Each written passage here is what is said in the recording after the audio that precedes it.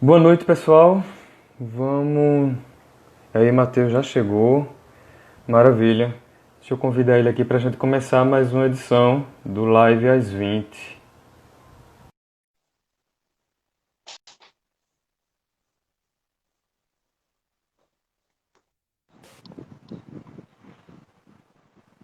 Bora, Beto. Oi, bora, Matheus. Tudo bom, velho? Fala, irmão. Tudo em ordem. Maravilha. Vamos só E o esperar som mais tá um tanto. chegando. É o quê? O som tá chegando direitinho? Tá tranquilo. Maravilha. Vamos só esperar mais um pouquinho para ver se o povo vai entrando e a gente começar de verdade. Beto já apareceu por aí. Beto Figueiredo. Ê, que massa. Tô vendo que Isaías aqui também, Queiroga, os irmãos Paulo Rossi. O povo tá chegando.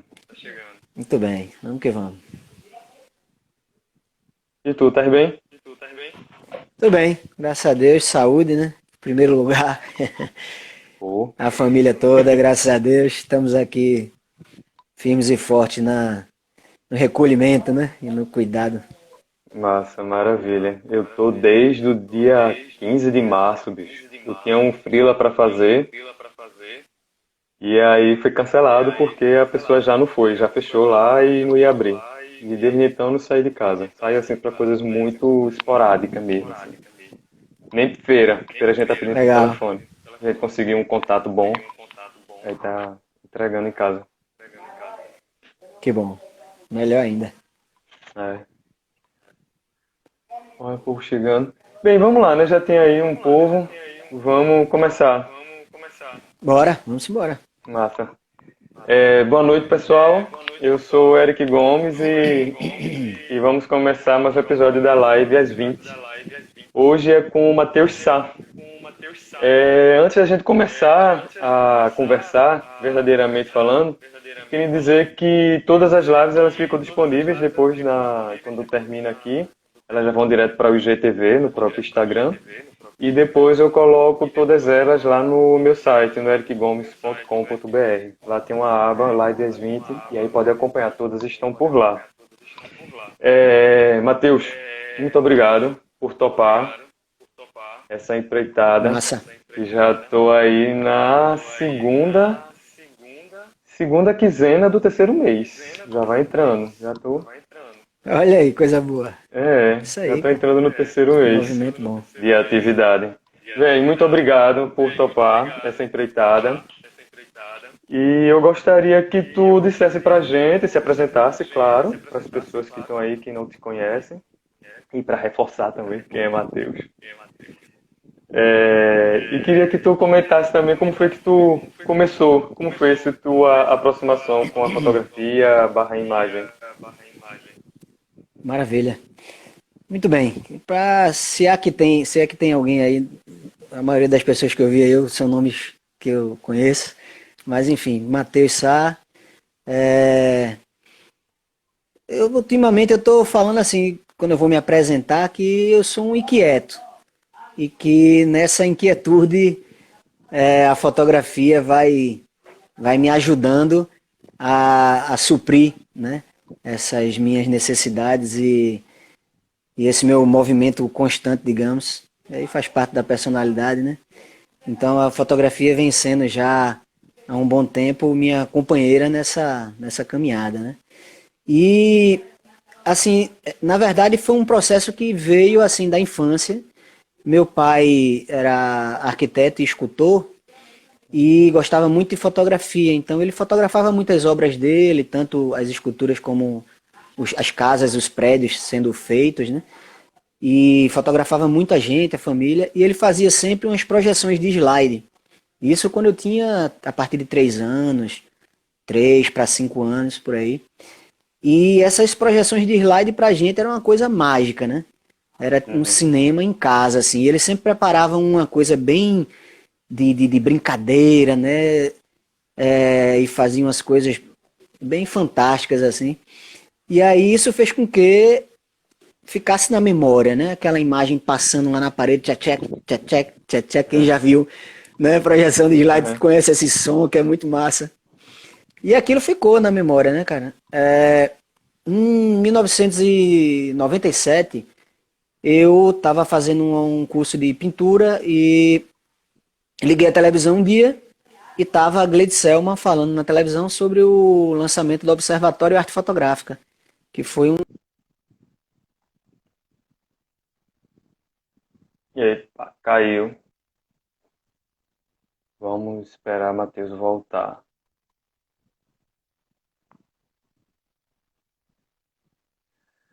Diga lá, senhor Zeferino, tudo bom? Voltou. Beleza. Parou ali quando você começou a falar de Gledselma no observatório? Isso. É o Observatório Arte Fotográfica, uma galeria e ONG de fotografia na Rua do Apolo, no Recife Antigo, antes dessa reforma toda do bairro, né? Foi no início desse movimento de começar a reformar o bairro. E aí eu disse, rapaz, vou fazer essa oficina, porque ela anunciava a inauguração da galeria e um primeiro curso. E o legal é que quem estava dando esse curso, esse primeirão que eu fiz lá no observatório,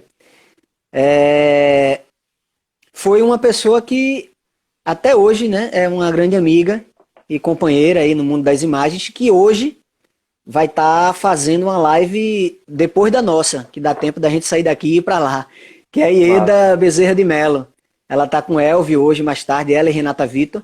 E a Ieda, na época, deu um curso lá de laboratório preto e branco, fotografia preto e branco analógica, e eu fiz. E durante essa oficina, ela anunciou uma seleção de portfólios para jovens fotógrafos para participar de uma formação onde a cada 10 dias a gente ia ter eles iam trazer um convidado de peso assim no mundo da fotografia para vivenciar aquele tempo com a gente, né? Eu estou vendo que a Alcione entrou aí, a Alcione era dessa turma. Pô, o João entrou agora aí, Pinheiro, ele era também, o Beto Figueroa, Luca Barreto, assim, muita gente que está até hoje aí nativa, fez parte dessa turma e foi transformador pra gente, né, na vida da gente. A gente tinha pessoas como Miguel Chicaoca, Eustáquio Neves, era o não sei o que Dias, que eu não me lembro o primeiro nome dele, que era na época o responsável pelo Centro de Fotografia de Cuba. Quer dizer, eram nomes pesados, assim, que na verdade, na época, a gente nem tinha noção do peso dessa galera, sabe? Uhum. E isso foi transformador, porque já fez a gente iniciar na fotografia uma outra perspectiva da fotografia, diferenciada até de outras pessoas da nossa geração, porque aqui em Pernambuco, na época, ou você iniciava no jornal, ou você iniciava fazendo eventos, né? Com fotografia de eventos. Era basicamente esses dois, né, starts assim para a caminhada na fotografia. E a gente teve a oportunidade de ter esse diferencial, sabe? Beto, lembrando aí, acho que Mário Dias. Mário Dias, isso aí, isso aí. Rapaz, uma figura, assim, um coroa que vinha com uma proposta muito alternativa, porque em Cuba faltava tudo, né? Faltava químico, faltava papel, faltava ampliador. Então ele dizia a gente, olha, vocês estão no paraíso. Né? Isso aqui que vocês têm, agradeça a Deus, a gente não tem um terço disso lá e a gente faz a obra que a gente faz. E eles sempre tiveram uma obra em Cuba maravilhosa, no cinema, na fotografia, né? Em tantas áreas. E quer dizer, então foi uma formação que a gente teve uma oportunidade de ter uma formação diferenciada nesse sentido. E olhar para a fotografia já com outros olhos. Então, já nessa época, uma coisa já foi plantada também assim, digamos, em mim, através do Miguel Chicaoca, porque ele já desenvolvia uma atividade muito forte no campo da educação, né, através da fotografia, e ele, numa das nossas caminhadas, assim, já para o fim dessa formação, ele viu meu interesse nisso também, e ele me deu um incentivo, assim, muito forte, sabe? Cara, você pode também, vá-se embora, sabe? Qualquer coisa pode contar comigo sempre e tal. E aquilo foi importante para mim, né? Porque eu disse, vamos embora, vamos Uhum. caminhar. E aí já também me aproximei muito rapidamente desse mundo da educação através de fotografia, né? Em ONGs, também com parcerias com instituições privadas, prefeituras e tal e tal. E aí, estamos aqui até hoje. Que massa. Eu já disse até aqui em algumas edições da live que meu primeiro espaço que eu exibi um trabalho meu foi na Semana de Fotografia, lá no Pátio de São Pedro, Que nas massa. projeções. Isso foi, eu tinha o Legal. quê? Eu tinha 21, 27 anos. Tinha 27 anos, exatamente. A semana começou em 2007, foi de 2007 a 2010. Não, acho que foi logo no início.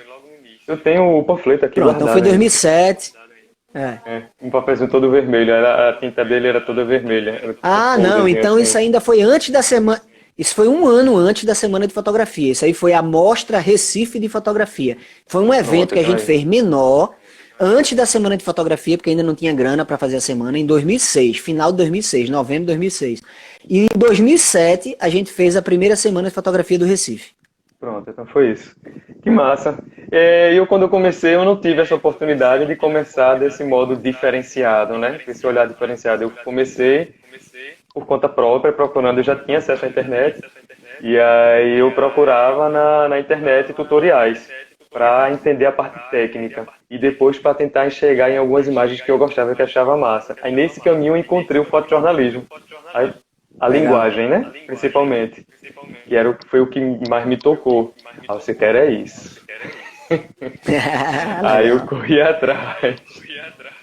Porque a minha formação é em geografia, eu nunca estudei nada na área de nunca fiz educação formal, vamos dizer assim, dentro do sistema educacional brasileiro ligado à comunicação. Nunca fiz. Matheus, é, nesse período que tu trabalhou que tu vem trabalhando já, na verdade, ali nesses eventos de fotografia ligados à educação, teve um bocado de grupos por onde tu passasse, né? Isso. Cortou um pouquinho o final da tua fala. Aí tu falou que Tá muitos cortando. grupos que eu participei. Peraí, acho que vai voltar. Voltou agora. Pronto, nessa Tu tua falou muitos trajetória. grupos. Tá cortando. Vamos esperar um pouco. E aí? Beleza. Foi agora? Pronto. Nessa tua trajetória, tu na área ligada à fotografia e educação, formação, tu passou por vários grupos, né? Eu lembro que era Canal 11. Era Canal isso? 03. Canal Canal 03.03. Eu lembro demais Isso. desse nome. Canal 03 Pois é, e cara. teve. Diga, diga. E teve? E Diga. teve E teve? também, mas que aí já era mais recente em relação ao canal 03, Fotolibras também, né? Isso. Fotolibras. Pois é, cara. É uma coisa interessante assim na minha caminhada, né? Eu comecei, como eu já falei, a fotografia ali em 1997. No final do ano, cara, a gente, ao longo desse ano, né, a gente foi construindo uma amizade cada vez mais forte, assim, entre vários jovens da época, e todos eles envolvidos, ou com fotografia ou com vídeo. E aí rolou um encontro mágico, assim, cara. A gente, no ano novo, de 1997 para 1998, a gente, sem ter programado exatamente assim um lugar para se encontrar, a gente se encontrou, quase o grupo todo, na frente da Igreja da Misericórdia, na Cidade Alta de Olinda. E aí, quando aconteceu esse encontro assim, em pleno ano novo, a gente disse, nossa, então realmente tem alguma coisa aqui. E aí, a partir dali, assim, digamos, oficialmente ficou fundado o Canal 03. O Williams Kubitz Capella, o nosso amigo Jura, Não. ele é cineasta, né? Hoje em dia tem Aham. trabalhos belíssimos. E ele foi que sugeriu esse nome na época. Inclusive, ele criou a marca do Canal 03, que ficou da primeira até hoje ficou a mesma marca, né? Assim, nunca teve a mudança de marca. Aquela que ele criou ficou assim. A gente se identificou bastante. E aí, pronto, a caminhada em coletivos começou dali. Esse coletivo durou uns 10 anos. A gente fez muita coisa bonita juntos, né? A coisa mais bonita junto foi a construção da amizade que a gente construiu, né? Mas a fotografia também, a gente junto com a fotografia fez muita coisa legal na cidade, fazia varais, projeções nas esquinas e tal. A gente meio que instigou uma geração assim nossa e outras que vieram depois nesse processo de faça você mesmo, de não espere acontecer, bote a mão na massa, vá-se embora, né? Então a gente vivia viajando por aí, documentando as coisas que a gente acreditava, né? E que a grande maioria delas a gente acredita até hoje. E com isso a gente construiu, cada um de nós, acervos muito interessantes, né? Porque a gente ia-se embora mesmo, botava a mochila nas costas, né? praticamente todo o dinheiro que eu ganhava era reinvestido na fotografia, porque nessa época, né? Então eu morava ainda com mãe e tal, então não pagava aluguel, luz, telefone, água. Então toda a grana que entrava para mim era para comprar filme, revelar filme, investir na própria fotografia. E a gente construiu uma caminhada muito bonita, né? E que isso acabou deixando esse interesse, né, pelo trabalho em coletivo. E mais na frente, em 2007, a gente fundou um outro coletivo por conta do projeto Fotolibras, que é um projeto de educação através da fotografia com jovens surdos daqui de Pernambuco. E foi e é um projeto, ele existe até hoje, né? Não dentro da mesma pegada e constância de antes, mas ele, desde 2007, sabe, ele teve uma caminhada e tem linda, assim, linda, linda, linda. A gente fez muita Cortou coisa na hora bonita. que tu falasse o nome do projeto.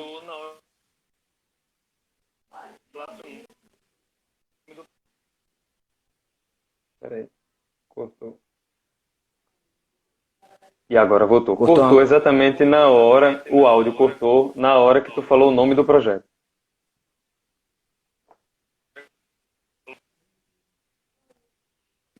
E aí, voltamos? Cortou bem na hora que você estava falando do projeto, o nome do projeto. Projeto Fotolibras. Então, Fotolibras. a gente começou em 2007, e aí foi eu, a Raquel Ellis, o Eduardo Queiroga e a Vládia Lima. Passamos um ano elaborando esse projeto, e aí a gente colocou em prática a primeira turma, e a intenção sempre foi o protagonismo juvenil, né? Então, já dessa primeira turma, a gente tirou um grupo que queria dar continuidade como multiplicadores, e isso foi acontecendo de uma forma bem intensa, que inclusive alguns deles se tornaram coordenadores do projeto depois, né? Então a gente tem até hoje Tatiana, por exemplo, Tati, que já escreve seus próprios projetos, defende verbalmente na categoria de audiovisual. Ela foi a primeira pessoa, né, surda a defender um projeto, porque no edital do audiovisual tem a defesa oral, né, a última fase. Uhum. E ela foi com a intérprete e defendeu oralmente o projeto, e depois foi elogiada como uma das defesas mais interessantes do edital, sabe? Quer dizer, coisas que deixam a gente muito feliz, né? E até hoje o projeto vai colocando propostas em editais, e quando são aprovadas, essas propostas são executadas, né? Que massa, maravilha. Mas é também uma outra caminhada que a gente tem uma satisfação, um carinho muito grande de ter participado e de continuar até hoje junto, contribuindo. Que massa. A gente, na nossa conversa prévia, tu escolheu um tema para a gente desenvolver, e eu achei muito massa, que é a fotografia como reflexão de quem somos. Como reflexo. Como um reflexo, exatamente, desculpa. Fotografia como reflexo de quem somos. Como é que tu enxerga esse reflexo de quem somos aí? Como é que tu pode compartilhar com a gente esse pensamento? Então, eu acho que muito disso, a partir do momento que eu começo a contar essa história, que eu já estou contando aqui, já diz muito disso, né? Porque, o que é que eu quero dizer com isso? Que a caminhada que a gente vai construindo somos nós, né? Então, eu posso, nessa caminhada, escolher várias ferramentas para atuar. Eu posso ser um professor, eu posso ser um gari, eu posso ser um motorista, eu posso ser um artista, né? E, no meu caso, a fotografia chegou na minha vida, e todas as escolhas que eu fui fazendo e todos os trabalhos que eu fui desenvolvendo sempre estavam pautados por aquilo no que eu acreditava e acredito, né? Por isso também que eu tive que, logo no começo, tomar decisões. Por exemplo, eu entrei para trabalhar no jornal. Passei 7 meses e vi que não era minha. Mas, na época, era uma das únicas oportunidades que você tinha de ganhar um salário para pagar as suas contas, porque todo mundo tem conta para pagar. Então eu disse, e agora, né? Se eu estou percebendo que não é a minha, o que é que eu vou fazer, né? pedi demissão na época, inclusive algumas pessoas, mas rapaz, que esse cara pede demissão, não sei o quê. Depois fui até convidado para outros jornais e não quis participar.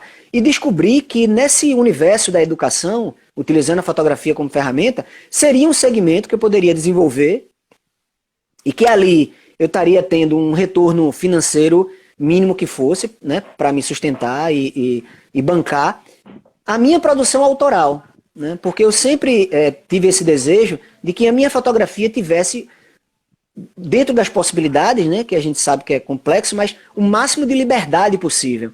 Que meu clique, propriamente dito, ele ficasse o mais livre possível. Então eu sempre atuei na fotografia em diversos segmentos da fotografia, né? A área da educação, a realização de eventos, né? E o trabalho autoral, para que a minha fotografia propriamente dita, o meu clique, digamos assim, ou a minha criação imagética, ela ficasse ali disponível, digamos assim, às minhas escolhas pessoais, né? Então eu botava uma mochila nas costas, torrava meu dinheiro todinho que eu ganhava naquilo que eu acreditava, porque eu percebia que ali tinha alguma coisa para me mostrar, tinha alguma coisa para me ensinar, né? E ao longo do tempo você vai percebendo de uma forma muito mais clara como as coisas foram te atraindo, como você foi se aproximando de determinadas situações e grupos e pessoas. E a fotografia, no fim das contas, servia como uma desculpa até, ou uma facilitação de me fazer estar ali naquele lugar com aquelas pessoas. E aí, quando você vai ficando mais maduro, as fichas começam a cair, né? E você vai percebendo que, na real, você não estava ali só para fotografar. Você não estava ali só para realizar belas imagens, né? Você estava, pelo menos é a forma como eu entendo, né? E a forma como aconteceu para mim. Então, na verdade, eu estava ali para aprender muita coisa que eu precisava aprender para o meu crescimento enquanto pessoa, enquanto ser humano, né? Eu estava me juntando em coletivos, não era à toa. Eu tinha muita coisa que aprender com aquelas pessoas, né? O tanto que eu aprendi com Beto Figueroa, com Luca Barreto, Vladia Lima, Helenilson Soares, Chico Porto, Jura, né, e tantas outras, Aline Feitosa, né, e tantas outras pessoas que estavam juntos ali no coletivo, o Eduardo Queiroga, a Raquel Ellis, não tem preço, cara, né? E isso tudo eu fui percebendo depois que o que eu achava na época que eu estava ali só por conta da fotografia em si, na realidade não era simples assim, né? Era mesmo as portas se abrindo para eu fazer minha caminhada de vida, né, de aprendizado. Então, é natural também que as imagens que são fruto dessas relações e dessas vivências transmitam não só aquilo que está sendo fotografado, as pessoas que estão sendo fotografadas, mas eu próprio, quem eu sou, né, quem está por trás da câmera. E, na verdade, eu vejo que é sempre assim. Né? Claro, a gente não pode ser ingênuo, isso é uma discussão profunda, né? Eu até fiz uma colocação numa live que estava Pribu e já estava acabando, não deu tempo para conversar, a coisa ficou meio aberta assim e tal, porque é isso, né? Eu não acho que as fotografias só vão demonstrar a gente se for um autorretrato, ou se for algo que está diretamente ligado a uma coisa da minha intimidade, né? Coisas relacionadas à minha própria família, né? À minha casa e etc. Não, eu vejo que as fotografias que eu tenho, por exemplo, que eu fiz enquanto fotografias documentais de todas as comunidades nativas do litoral de Pernambuco, que deu origem ao meu primeiro livro, Luz do Litoral, da mesma forma, elas são imagens documentais que documentam aquelas comunidades que estavam e que estão e que já desapareceram por conta da invasão imobiliária, do modelo do turismo sendo adotado aqui no estado, mas elas estão ali dizendo muito de mim também. É o que eu chamo das entrelinhas da imagem, né? A gente tem várias camadas na imagem. Então, eu vejo uma camada ali que é aquilo que eu fotografei, que está se autodefendendo, digamos assim, ou está discursando, né? Mas tem também quem está por trás, quem está produzindo aquela imagem. E ainda tem o espectador. E assim por diante. Aí a gente vai ter várias teorias que vão versar sobre isso, né? Mas essa coisa, né, que eu carrego muito forte assim no meu discurso é que a importância da gente tentar perceber nas nossas fotografias, em tudo que a gente faz com a imagem, no nosso caso, né, que somos fotógrafos, artistas, se fossem outras áreas, e outras áreas do mesmo jeito. Porque eu acho que isso não só está na fotografia, não. Então a gente ir percebendo o que é que tem da gente ali, para a gente ir se descobrindo. Eu acho que a fotografia é uma excelente ferramenta de autopercepção. De percepção do outro, do contexto social, político e etc.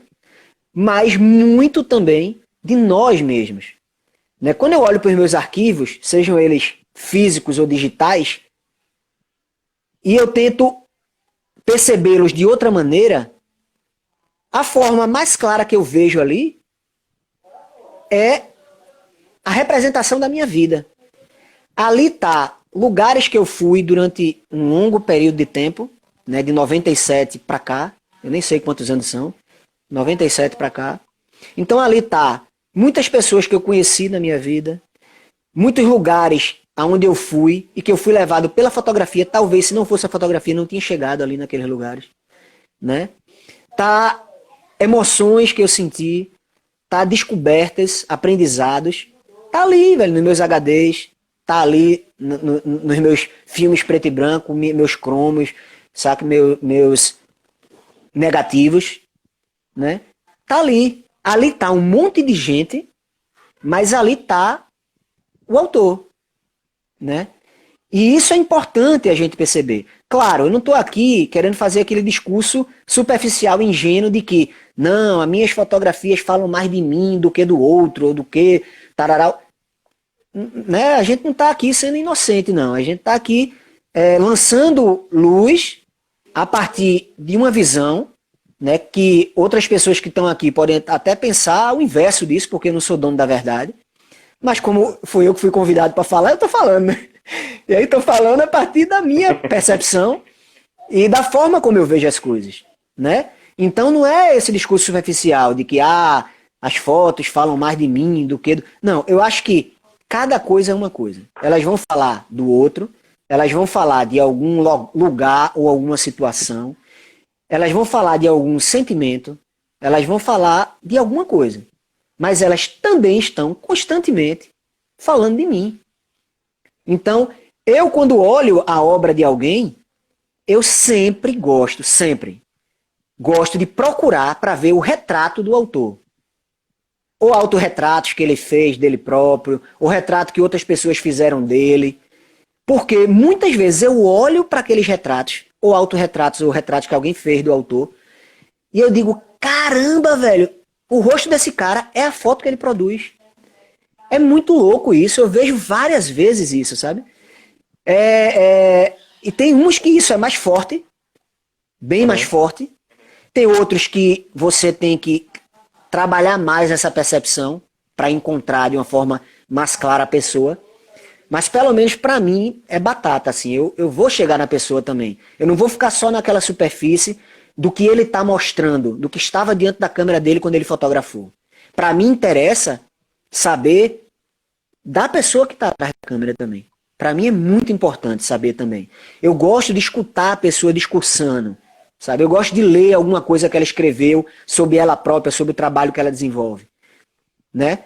Porque eu acho importante, sabe? Até, por exemplo, vou dar um exemplo. Eu, de repente, acho um determinado trabalho, a princípio, me chama atenção esteticamente, enfim, tematicamente, cromaticamente. E aí, pá, beleza. Mas, de repente, essa pessoa, sei lá, eu vou dar um exemplo assim, meio nada a ver até. Mas essa pessoa é, sei lá, um racista.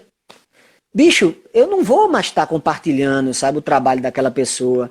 Eu não vou estar mais lá curtindo e tararau, tararau, tararau. Porque é um posicionamento político, né? Então eu acho importante, sabe, conhecer o outro lado da moeda, sabe? E para mim, isso inclusive tá sendo reforçado muito para mim hoje em dia, quando eu vejo essa nova juventude, né, a nova geração chegando, tal, galera com 20, 19, 18, 20 e poucos anos, né, que eu já tenho um pouquinho mais do que isso. Então, e chegando assim com essa coisa de cobrar o lugar de fala, sabe? E de bater, sabe? E de questionar e dizer, opa, peraí, meu irmão. Sabe, eu sou, sabe, ativista aqui do movimento negro, então eu sei o que falar de mim mesmo. Né? Eu não preciso estar dependendo só de um outro. Independente se esse outro é branco, amarelo, ou é outra pessoa negra também e tal, mas eu tenho voz, isso está sendo muito bonito, né? Ver dessa nova geração que está vindo com tanta força nesse discurso, né? Isso é muito bonito, né? Agora, cortou um pouco? Cortou, mas cortou na hora que estava falando de eu tenho voz, isso é muito bonito, a própria pessoa falar, ela não precisar de um Exato. intermediário, né? E- Exato. Pode? Exatamente. Agora, como toda coisa que vem se construindo, eu vejo também natural que num primeiro momento, que na verdade isso não é tão novo assim, né? Mas tem cada vez mais ganhado voz, até por conta das próprias redes sociais, né? É, como é que chama? Reforçam isso tudo e facilitam que a mensagem circule, né? Mas é natural que essas coisas que vão crescendo, cheguem também muitas vezes com um discurso radical. Né? Por exemplo, vou dar um exemplo. Quando chegou a fotografia analógica, tinha gente, ou analógico, digital, Digital. tinha gente que dizia que aquilo dali não prestava, digital.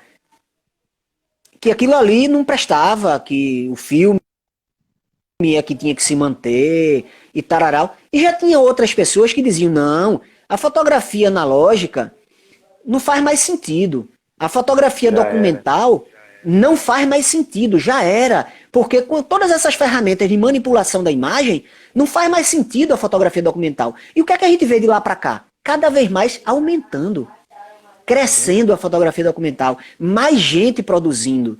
Mas para aquele momento, para que a coisa começasse a realmente engrenar, digamos assim, a fotografia digital precisou desse discurso um pouco radical. Ele cumpriu uma função.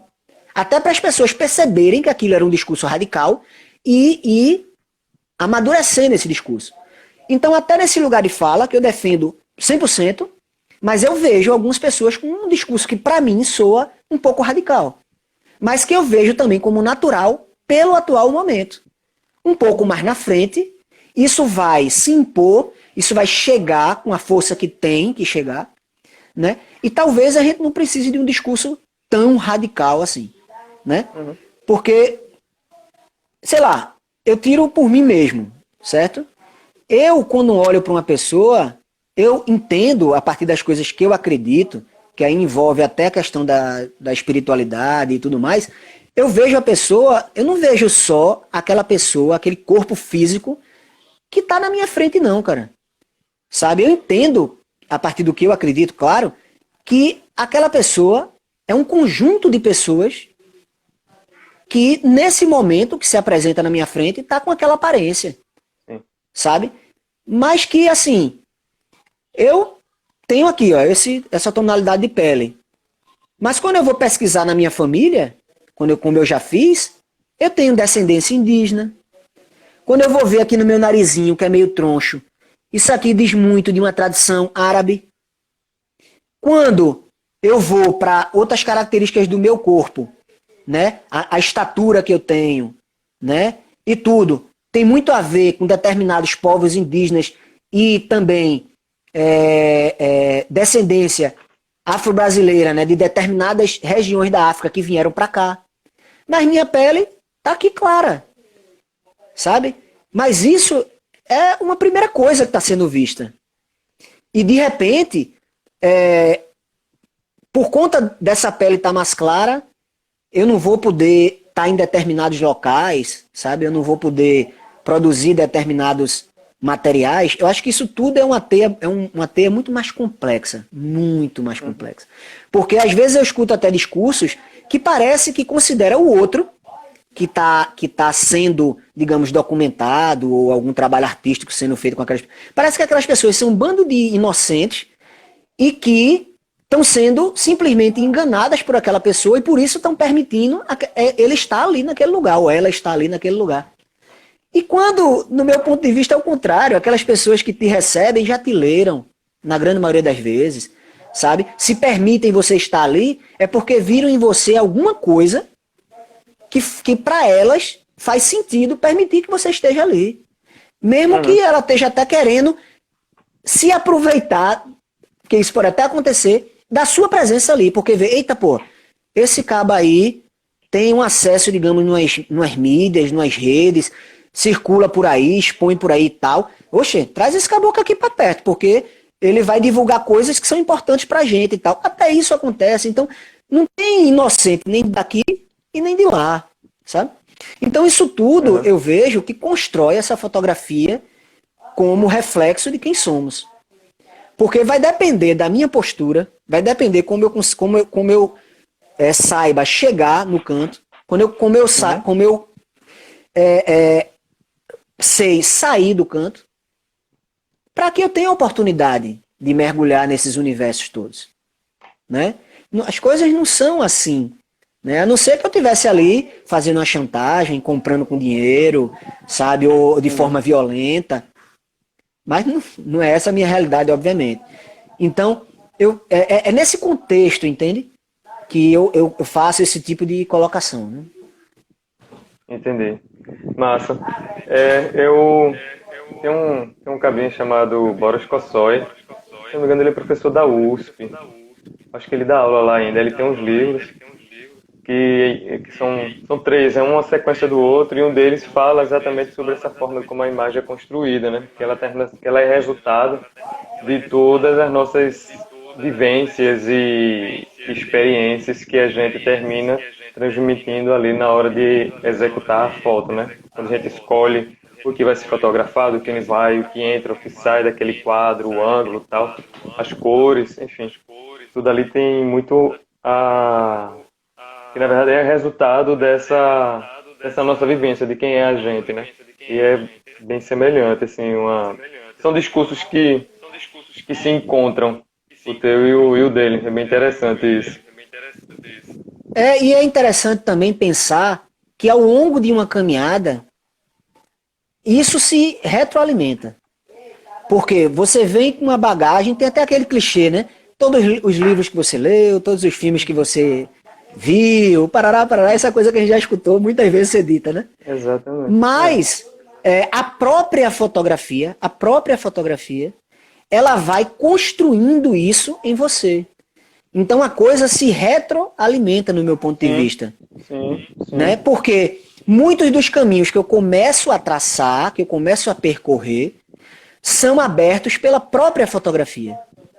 Então, a fotografia que eu produzo nasce disso tudo que eu carrego, e a própria fotografia faz com que eu comece a carregar novas coisas e que novamente vão aparecer na imagem. Então é um fluxo constante, sabe, de no mínimo uma via de mão dupla, no mínimo. No mínimo. E isso é muito mágico da fotografia, né? Porque ela pode funcionar para determinadas pessoas simplesmente como um mero registro de algo ali que está diante do meu celular, ou qualquer coisa que seja, até algo que possa transformar o mundo.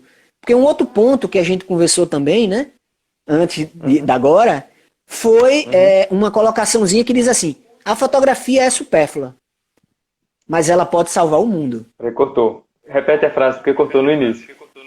A fotografia é supérflua, mas ela pode salvar o mundo. Porque é isso, vai depender do uso que a gente faz dela. Vai depender dos objetivos e dos porquês e das vontades e dos quereres e das oportunidades de quem está atrás da câmera. Né? Então,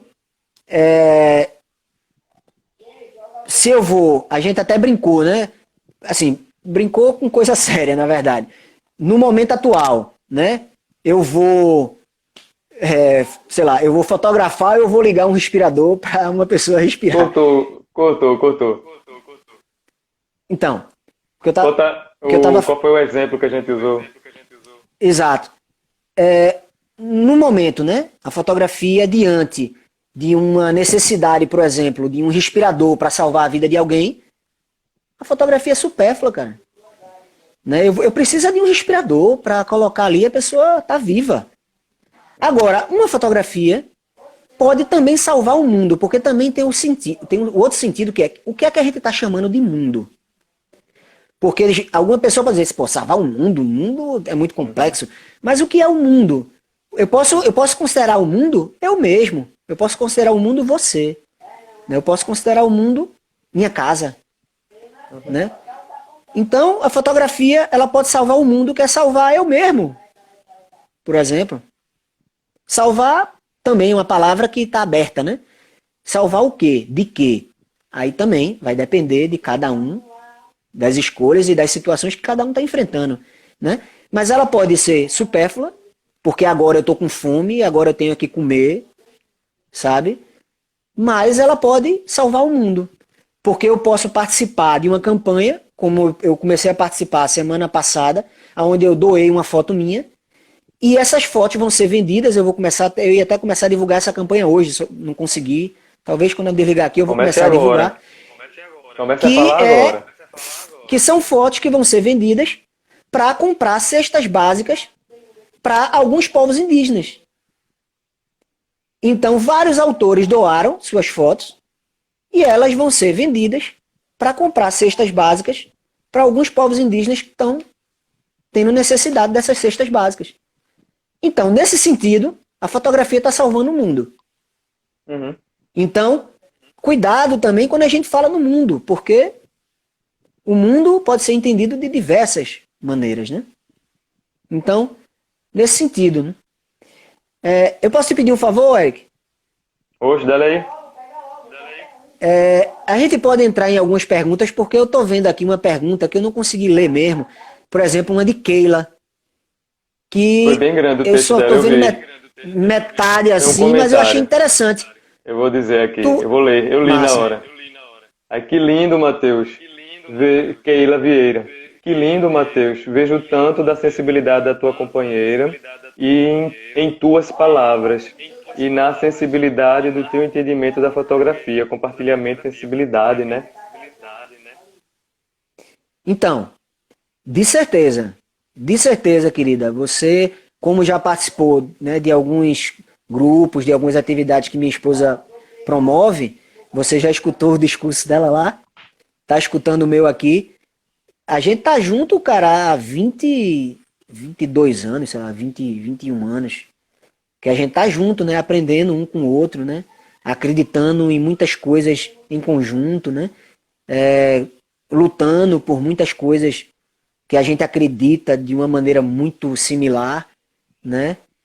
Conversando muito, né? Então, eu tive, eu tenho a, não é sorte, eu ia dizer eu tenho a sorte, mas eu acho que não é sorte simplesmente, sabe? São coisas que a vida coloca no caminho da gente mesmo.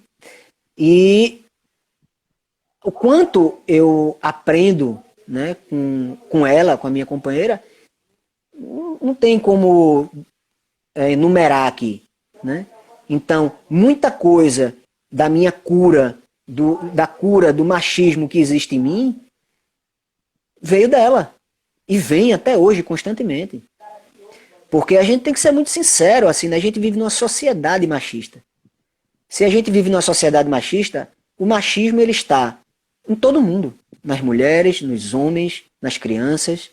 Agora, como a gente vai se relacionar com esse machismo?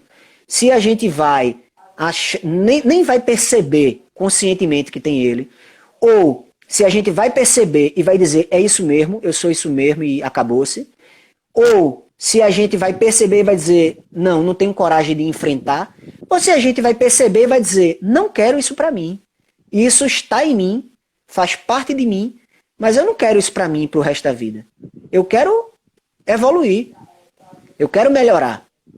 Isso também é uma coisa fundamental que a gente tem que ter na nossa vida, são tomadas de decisão, são escolhas.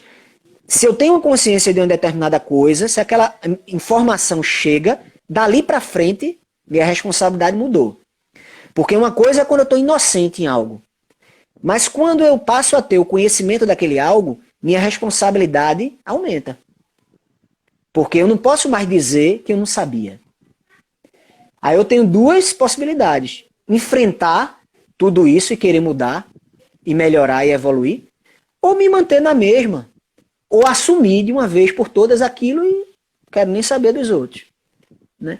E nesse caso, graças a Deus, eu fiz e faço diariamente a escolha para mim de que eu quero a cada dia me livrar desse machismo que está em mim. E minha esposa tem um papel fundamental nisso. Fundamental, porque ela trabalha desde sempre com a questão em ONGs, com a questão da preservação à violência doméstica, abuso e exploração sexual. Ela é parteira, psicóloga.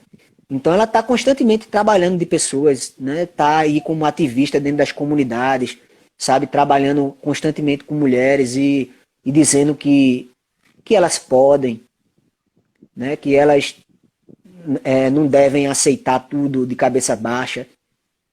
Então, do mesmo jeito que ela diz isso para outras mulheres, ela diz isso para mim dentro de casa. E eu vou aprendendo constantemente. Então é natural que você, que ela tenha percebido isso, né? Dessa coisa que aproxima as falas, sem dúvida. Matheus, a gente já tem só 13 minutos. Muito bem, 13 minutos é tempo pra caramba. Mas no Mas instante diga lá. passa. Aí eu queria que tu diga lá. aproveitasse para falar onde essa campanha está acontecendo, para quem se interessar aqui já ir lá buscar essa campanha da venda das fotos, para conseguir comprar cesta básica para os povos indígenas.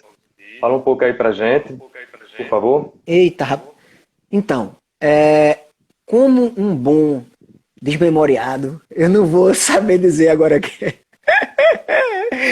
Por quê? Porque o Emílio Bastos, aí veja, aí tem uma facilitação aí de encontrar. O Emílio Bastos, né, @Emílio Bastos, foi a pessoa que me convidou. Ele é o organizador. E a informação do nome da campanha só chegou, na verdade, para mim ontem à noite. Até então eu estava tratando com o Emílio Bastos. Então, de ontem de noite para agora, como eu ainda nem divulguei... Não deu tempo de decorar. Não decorei, me desculpem. Mas é uma campanha muito importante, né, de venda de fotografias com um preço muito aquém do preço de mercado, para que cestas básicas sejam compradas e destinadas a alguns povos indígenas. E entrando lá no Instagram, no meu próprio, né, que eu vou começar a divulgar a partir de hoje à noite, e no Instagram, que o meu é Mateus_F11. Então entra lá, que a campanha vai estar lá a partir de hoje à noite. E Emílio Bastos, que ele também é o organizador, um dos organizadores, e vai estar lá sendo divulgado também. Massa. Eu queria que tu pudesse falar pra gente alguma coisa, se é que já podem, em relação ao pequeno encontro. Como é que vocês estão pensando ele? Maravilha. Pequeno encontro de fotografia. Isso. Hoje mesmo a gente estava... Isso. Hoje mesmo a gente estava conversando sobre isso, eu, Queiroga e Maria Chaves, que são as 3 pessoas que encabeçam, né, e realizam o evento, e pensam o evento, porque na verdade realizam um monte de gente. Né? Nós 3 pensamos o evento. Então, a gente vai colocar o pequeno encontro esse ano na rua. A gente ainda está conversando a forma como ele vai para a rua, mas a gente já meio que bateu o martelo que ele vai para a rua de forma online, né, para se adequando à realidade desse momento, certo? A gente ainda... Isso está muito superficial ainda, como eu falei, a gente teve uma primeira conversa assim, mais profunda hoje à tarde, mas a gente vai colocar mais para frente, né, vai ter um tempo ainda de produção, de organização disso tudo, mas a nossa intenção é não deixar de realizar o evento, manter, não é, essa chama acesa, o nome forte, carinhoso, amoroso, e pensando no que é que a gente teria para contribuir com esse momento, né? Quais reflexões a gente vai querer levantar, né? Contribuir.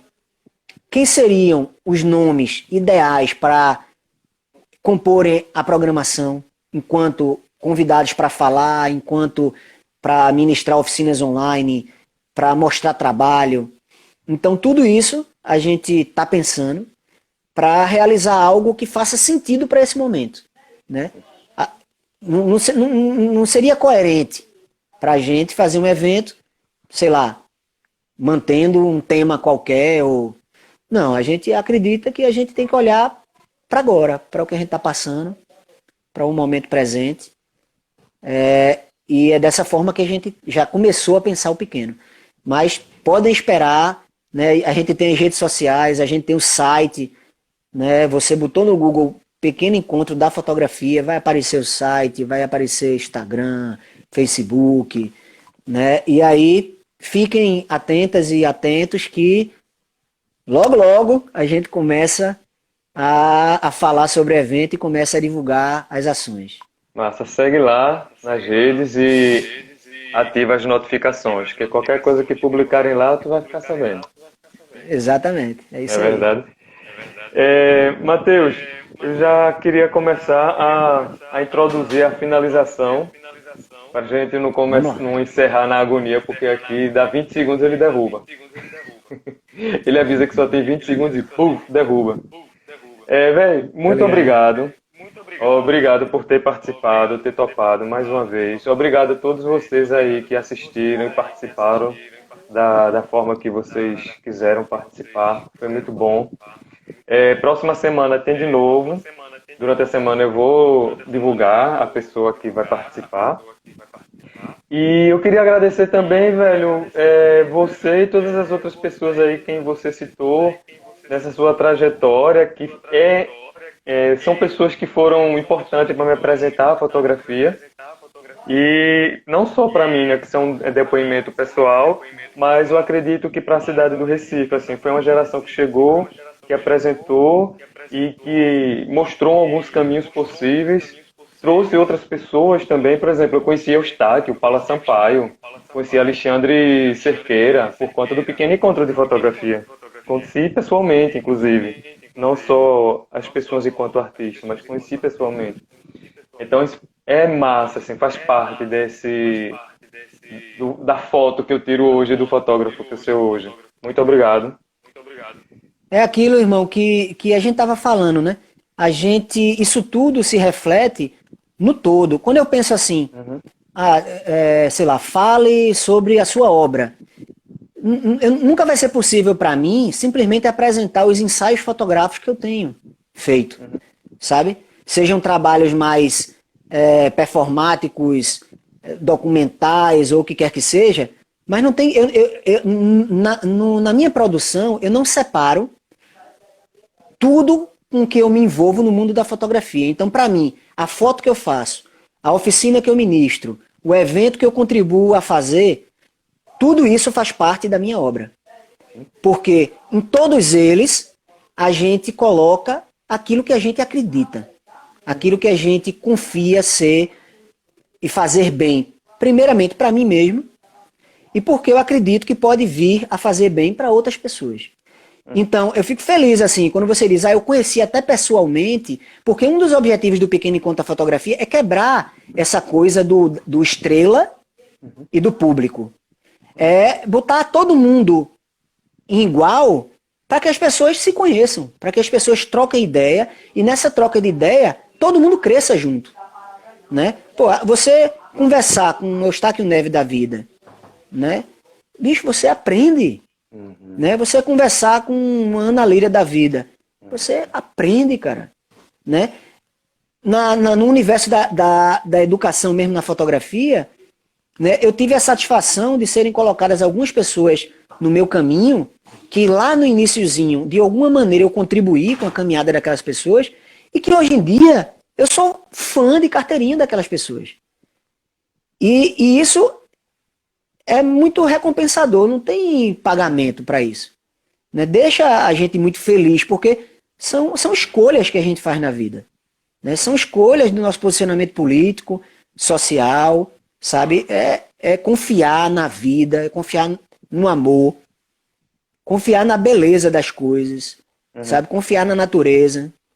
E cada vez mais entendendo que a natureza dá sinais pra gente, como tá dando agora. Não é à toa, tá todo mundo dentro de casa. Não é à toa, cara, no meu ponto de vista, né? Tem gente que talvez acha, não, é mais uma doença. Eu não vejo dessa forma, sabe? Eu vejo como um momento de aprendizado mesmo, de dor grande para algumas pessoas, de dor mais amena para outras, da ausência de dor para outros. Mas independente de qualquer coisa assim, de um grande aprendizado para aquelas pessoas que se abrirem para isso. Porque até na dor, a gente aprende, cara. Até na dor a gente aprende. Há quem diga que é onde a gente mais aprende, é na dor. Né? Mas cada um com o seu ponto de vista, com a sua forma de ver as coisas.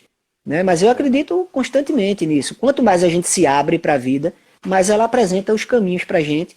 E aí vai caber a nós seguir por aqueles caminhos ou não. Aí é o nosso livre-arbítrio, né? São as nossas escolhas, é como a gente decide caminhar nessa vida. É. Às vezes as coisas estão tão difíceis para a gente, mas é por uma questão que a gente não conseguiu enxergar ainda que existe uma outra escolha, né? Que vai facilitar. Aceitar a E que. situação e se, véi, preste atenção. Ó o Exato. enquadramento chegando, ó a cena se formando. Vai lá, agora é contigo. Tu Exatamente. vacila, perdeu a foto. Pois é, cara, pois é. Temos que. Até nisso, né, essa analogia a fotografia tem para mostrar pra gente. É bem por aí mesmo. Exatamente. Né? Eu lembro muito do. O Beto comentou aqui agora, ficou aqui pra mim o comentário dele. Eu me lembrei que eu confundia muito. A gente não se conhecia, só sabia quem era, mas eu confundia. Eu também não conhecia Luca. Luca. Sim. Mas pra mim os dois eram a mesma pessoa, velho. Eu olhava no canto e, porra, ficava já tá aqui, tá com o cara, é de novo aqui, não é possível. Até eu entender que eram pessoas diferentes, porque os dois, pra mim, a aparência era igual. E os dois fotografavam, eu disse, porra. É. Na Era pra pegar, verdade, você as também tinha esse pessoas. problema de memória. É, as pessoas. Não, mas não é só você, não. Muitas pessoas confundiam nós três. Eu, Luca e Beto. Confundiam os três. Porque por Ah, mais que cada um tenha uma estatura, tenha um sim. corpo, parará, mas os três eram pessoas louras. Até o meu cabelo agora tá mais Uhum. escuro, mas meu cabelo era quase branco, cara. Era Loiro, loiro, eu lourão. lembro. Pá. O de Beto era queimado também, louro. O de Luca também, não sei o que, não sei o que. Então, todo mundo fotógrafo, todo mundo no mesmo coletivo, então tinha hora que não sabia se era um, se era outro que tava falando, aquela foto é de quem, é desse, é daquele. Era uma loucura, assim. Muitas Massa. situações interessantes em relação a isso aí. Ó, tem um comentário aqui de Maíra Gamarra. E parabéns pelas tuas escolhas e caminhos, Matheus. Sempre de muita generosidade e troca. Eu tenho imensa gratidão por nossos caminhos terem se cruzado. Olha, Gamarra linda. Rapaz, Gamarra é uma figura que eu admiro muito, cara. Eu conheci Gamarra chegando, acho que de Alagoas, se não me engano, e entrando na ESO. Né? Eu dei aula durante 10 anos na ESO e ela entrou lá para estudar fotografia. Né? E eu fico muito feliz assim de ver aonde ela está agora, sabe? Como eu vi ela chegar na fotografia, sabe? Tão empolgada naquela coisa de iniciando mesmo, aquele brilho no olho e tal. E perceber os caminhos que ela também está escolhendo para ela dentro da fotografia, né? Ela até, de certa forma, se afastou um pouco do clique e começou a mergulhar no estudo da imagem, na curadoria, né? Tem um trabalho lá nas redes sociais. Tá cortando. E a gente já só tem 20 segundos. Bem, cortou. Eu acho que tu falou pra buscar nas redes sociais. Procurar nas redes sociais o Mira Latina, que tem um Pronto. site, tem Instagram, tem Facebook, que é um trabalho Massa. lindo que ela faz, pesquisando brasileiros, pessoas de Ó, outros a gente países já da só América tem 10 Latina. segundos. Vai encerrar. Maíra, satisfação.